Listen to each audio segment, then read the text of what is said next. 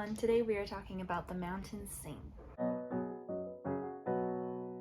The Mountains Sing is written by Nguyen Phan Que Mai.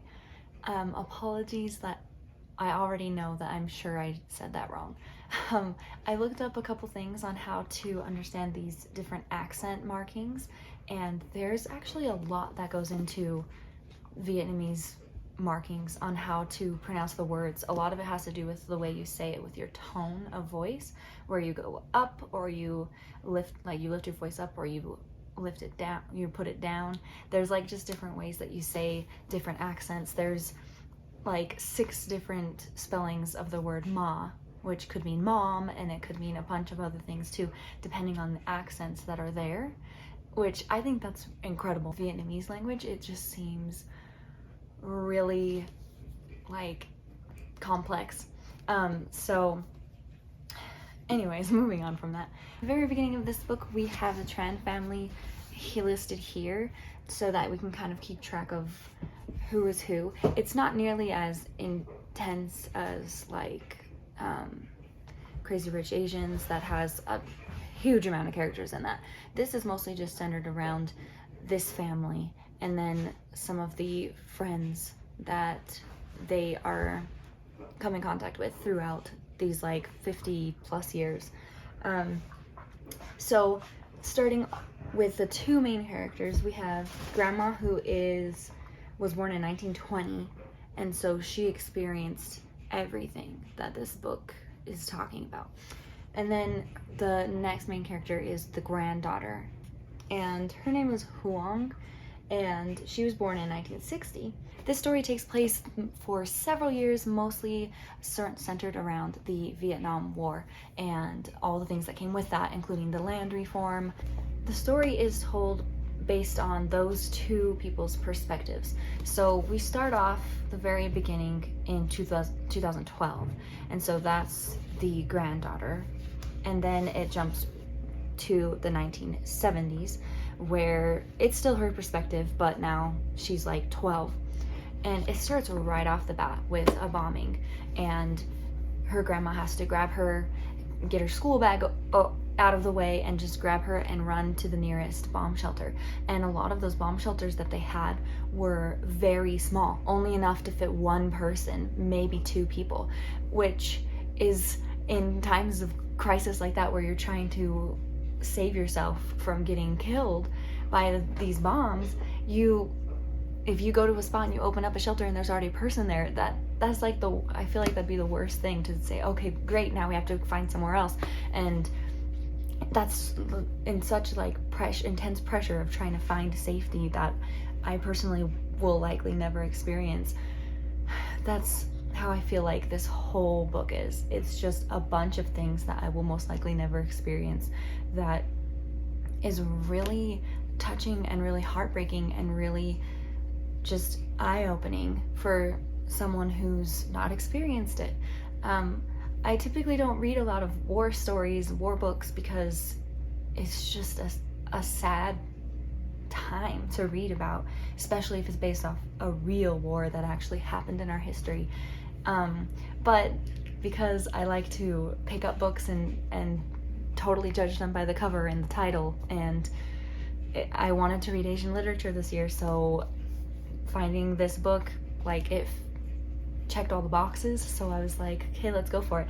And of course I didn't really read into what it was about until I was actually reading the book, and so when I realized what it was about, I thought, okay,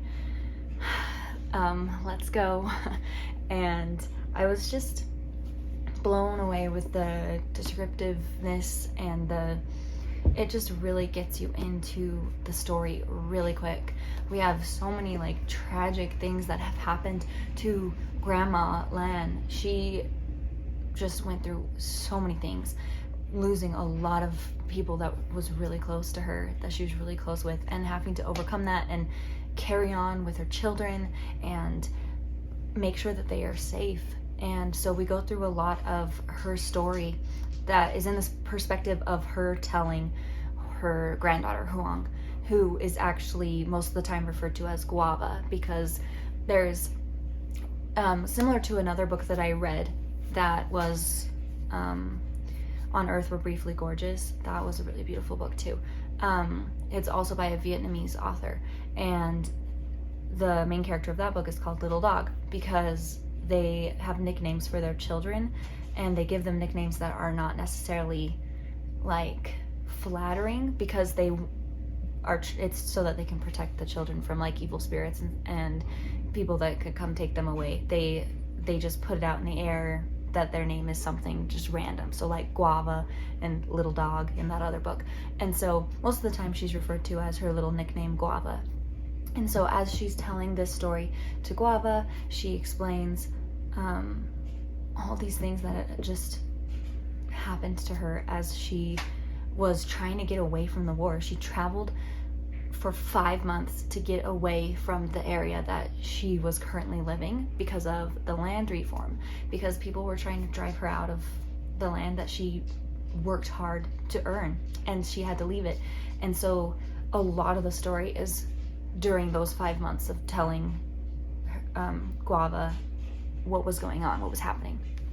And then we have Guava's perspective that it kind of goes back and forth too. And whenever she's talking, it's when she's growing up, so like in the 70s and the 80s and mostly the 70s.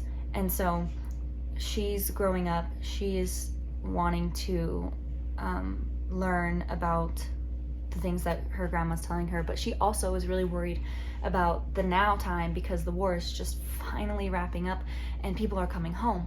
And she has a lot of uncles as well as her mother and father that are gone in this war, and her mother's a doctor, and so she's waiting for her mom and her dad to return to her and her uncles safely. And so we get to read about her feelings and struggles of growing up and having to also relocate because of the opening sequence that we read where her town was being bombed, so they had to go somewhere else to have shelter for a while before they could return. And so we just get these two perspectives of all the stuff that they went through during this time just to make it as a family and to survive and to reunite everybody in the family after they've been gone into the war and had to relocate to places. And of course this is all during a time where it's not like someone could just pick up a phone and say, this is where I'm at. And so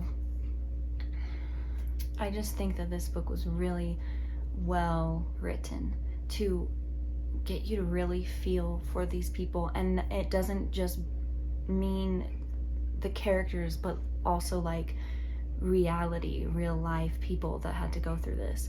This is actually loosely based on this author's life because she was born near the end of the war and she grew up seeing the aftermath of all these things and losing people because of all of the stuff that had gone on. She didn't even get to meet a lot of her family members because they died during all this war going on. So even though I don't generally like reading war stories, I also think it's a good thing to do because then you can really see through someone else's eyes the things that you might never see through your own eyes. And in this situation, I'm very grateful for that. That I'm able to be born here where I am at the time that I am. But a lot of people were affected by things that have happened in our past history, and it's easy to forget that because we don't experience it. I don't experience it in my personal life all the time, but there are several people out there that this is still affecting them. And so I think it is a really good opportunity to look into those things through literature.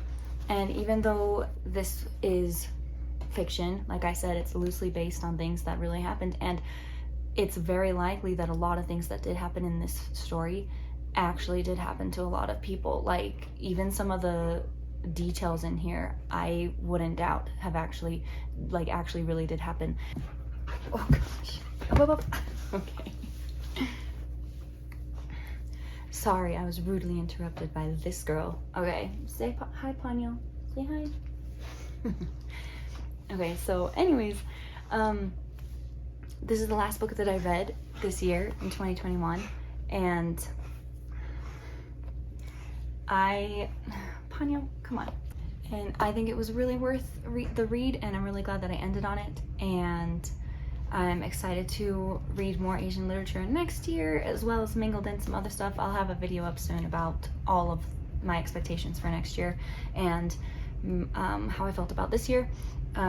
But yeah, The Mountains Sing. If you are interested in hearing stories, a story about this family and what they went through and what they were able to overcome and all the struggles that they had and tragedies that they had as well. I know it's like a more on the sadder side, but it's also really heartfelt and beautiful at the same time. So it's definitely like on the back there's a review that says a triumph, moving and riveting, and it is very moving. So there's also a huge list of reviews of people that have read this book, and yeah, so it's really great. Anyways, thank you so much for watching. I appreciate you, and I'll see you in the next one. Bye.